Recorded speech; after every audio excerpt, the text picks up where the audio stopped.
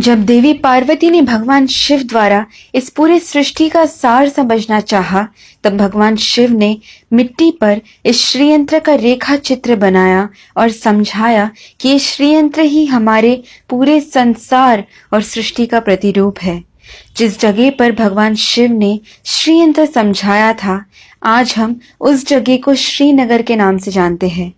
अणु रेणु से लेकर शब्दों के मूल तक, फिर चाहे वो कृमि कीट हो, सर्प हो, वन हो और जंगल हो, पक्षियों, जानवर और मनुष्य तक के हर प्रकार के जीव जंतु को अपने में समाता है हमारा श्रीयंत्र।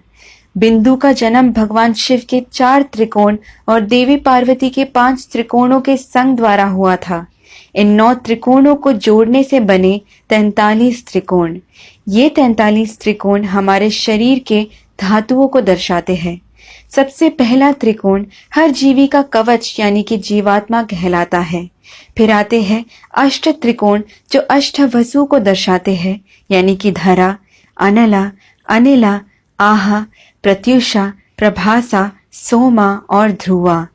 उसके बाहर के 2 चक्र 10 त्रिकोणों के मालाओं जैसे यंत्र को सजाते हैं। ये 10 त्रिकोण 10 अवतारों को और 10 महाविद्याओं को दर्शाते हैं। फिर आते हैं 14 त्रिकोण जो हमारे मानव के अंतर यानी 14 मनवंतरास को दर्शाते हैं। 72 महायुगों को मिलाकर बनता है एक मनवंतरा और 14 मनवंतरा मिलाकर बनता है ब्रह्म का एक दिन यानी कि एक कल्पा।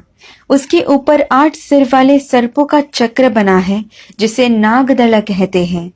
नागदलों के ऊपर 16 फूलों के पंखुड़ियों से बना हुआ एक चक्र है।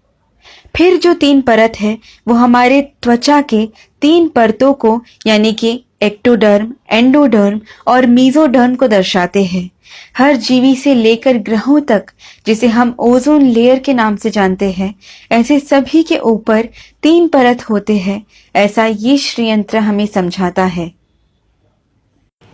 ये ठीक हमारे मॉडर्न टेक्नोलॉजी जैसे 8 GB, 16 GB, 32 GB, 64 GB, 128 GB, 256 GB जैसे बढ़ते जाते हैं।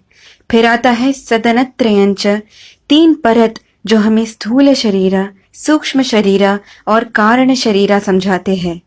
ये भूर्भुव स्वाहा को दर्शाते हैं। ये परतें 4 खुले द्वारों को बनाते हैं जो हमें समझाते हैं कि इस चक्र में एक बार आ गए तो वापस निकलना नामुमकिन है।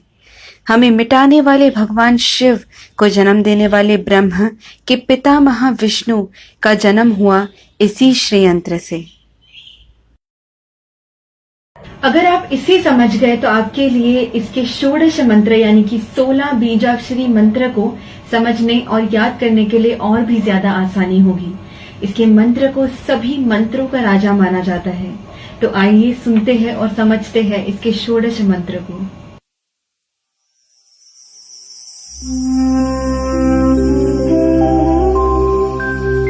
ओम बिंदु त्रिकोण वसुकोण दशार युग्मा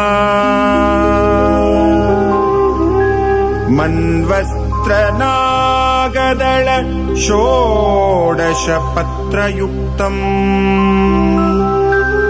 वृत्तत्रयञ्च धरणी सदनंत्रयञ्च श्रीचक्र